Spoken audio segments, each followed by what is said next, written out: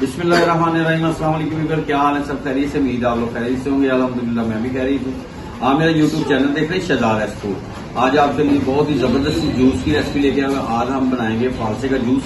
और रमजान में रोजे में खोलते वक्त अगर फालसे का जूस पिए तो बहुत ही टेस्टफुल होता है जी। बिस्मिल्लाह जी, माशाल्लाह। ये फालसे नए नए आए हैं। आज फालसों का जूस बनाएंगे और बहुत टेस्टफुल बनता है। और इसमें जाएगी चीनी और पिंक नमक जाएगा। तो शुरू करते हैं अल्लाह का नाम लेके। सबसे पहले फालसे इसमें डालेंगे, पानी डालना, पानी डाल लें थोड़ा सा शुरू में और चीनी डाल लें इसमें।